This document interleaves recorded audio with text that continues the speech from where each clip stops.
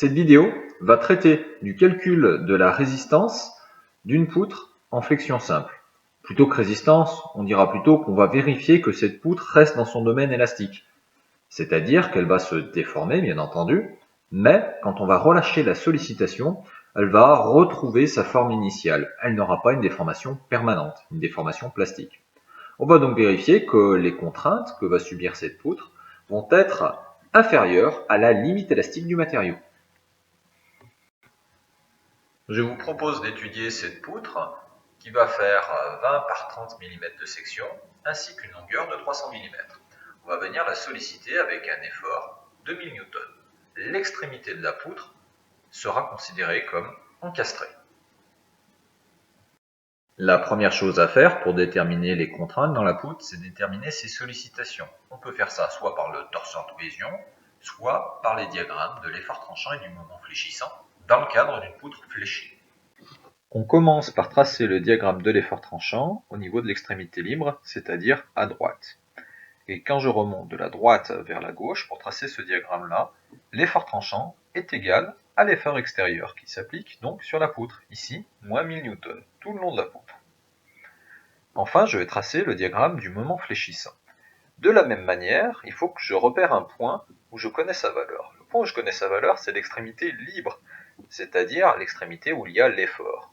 Cette extrémité-là a son moment fléchissant qui est nul. Ensuite, la valeur de la pente du moment fléchissant est égale à moins celle de l'effort tranchant. Comme j'ai un effort tranchant de moins 1000, j'ai une pente donc de plus 1000 quand je vais de la gauche vers la droite. Ça veut donc dire qu'au niveau de l'encastrement, si ma droite doit monter, le moment fléchissant est négatif, pour atteindre une valeur nulle à l'extrémité. On peut ainsi déterminer sa valeur. Le moment fléchissant à l'encastrement est donc égal à la force fois la distance, c'est-à-dire moins 1000 fois 300, soit moins 300 000. Pour une méthode plus détaillée, je vous renvoie vers ma vidéo qui détaille plus exactement comment tracer ces diagrammes. Je remarque que la poutre est la plus sollicitée à son encastrement. Je vais calculer la contrainte de cisaillement à l'encastrement. Pour calculer cette contrainte, il faut que je récupère l'effort tranchant. L'effort tranchant maximal à l'encastrement est égal à moins 1000 N. Son signe n'a pas d'importance quand je vais faire le calcul de la contrainte taux est égal à T sur S. La valeur T de l'effort tranchant, je vais la prendre positive. Effectivement, la contrainte, qu'elle soit dans un sens ou dans l'autre, n'a pas d'importance. Maintenant, la section, c'est la section de la poutre qui va être cisaillée, soit ici, 20 fois 30 mm, ce qui va donc me donner après calcul une contrainte taux de cisaillement qui est égale à 1,67 mégapascal. On va ensuite essayer de déterminer la contrainte issue de la sollicitation de flexion. Le moment fléchissant maximal à l'encastrement était égal à moins 300 000 Nm. La formule de la contrainte de flexion était égale à sigma max est égal au moment fléchissant maximum divisé par IGZ divisé par V. IGZ, on avait appelé ça le moment quadratique, et V, la demi-hauteur. Le moment fléchissant est donc égal à plus 300 000, encore une fois il n'y a pas de signe au niveau de la sollicitation, ça n'a pas d'importance.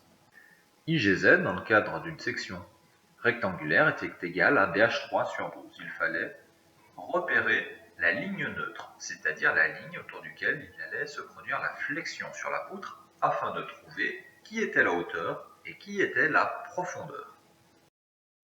Donc par rapport à la direction de mon effort, je sais que la hauteur ici va être la hauteur prise dans la direction d'effort, c'est-à-dire 30 mm. La profondeur BL va être la largeur prise perpendiculairement à mon effort, soit 20 mm. Et la valeur V va être la demi-hauteur, ici donc 30 divisé par 2, soit 15 mm. Pour bien comprendre comment prendre profondeur et hauteur, je vous propose un autre cas. Mettons que par exemple l'effort ne soit plus dans la même direction avec la même section, mais soit selon notre profondeur cette fois-ci. Quelle valeur on va prendre pour B, pour H et pour V? Cette fois-ci, la hauteur H est prise parallèlement à l'effort, c'est-à-dire que la hauteur de la poutre sera cette fois-ci nos 20 mm. Tandis que la profondeur B, Cette fois-ci, ce sera nos 30 mm pris perpendiculairement à l'effort, ce qui veut donc dire que V est égal à la demi-hauteur, soit 10 mm. Retournons donc à notre exercice de base et continuons nos calculs.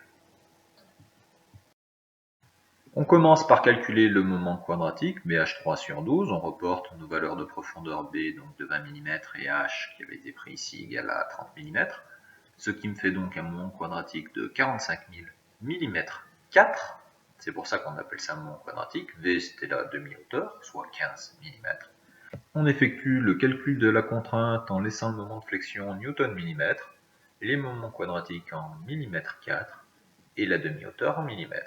Le résultat sort directement en mégapascal, ici 100 mégapascal. Si je fais le bilan de mes contraintes dans mon matériau, j'avais une contrainte normale sigma de 100 mégapascal et une contrainte de cisaillement taux de 1,67 mégapascal.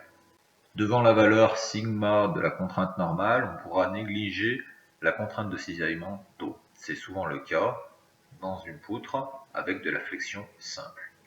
Prenons un matériau, un acier par exemple, qui a une limite élastique de 235 mégapascal et un coefficient de sécurité de 2. Ça fait donc une limite pratique élastique RPE de 117,5 MPa. Je peux donc vérifier mon critère de résistance. J'ai bien mes 100 mégapascal de sollicitation qui sont inférieurs aux 117,5 MPa de la limite pratique élastique. J'ai donc résistance, en tout cas je reste dans le domaine élastique. Les difficultés dans ce genre d'exercice consistent surtout à utiliser d'une part les bonnes unités. On va toujours trouver, en tout cas souvent trouver des moments quadratiques qui ont des valeurs très élevées, c'est normal si vous laissez des millimètres, sachant que le moment quadratique a une unité en millimètres puissance 4, ça fait donc des valeurs qui sont tout de suite très élevées. Il ne faut pas être impressionné par ça. Les résultats au final sortiront tout seuls en mégapascal si vous avez laissé des millimètres et des newtons dans la totalité de vos formules. Ça, c'est bien pratique, c'est une bonne unité technique vu que les limites élastiques dans les bases de données de matériaux sont souvent données en mégapascal. Enfin, l'autre source d'erreur, c'est prendre la bonne hauteur et la bonne profondeur dans votre calcul du moment quadratique.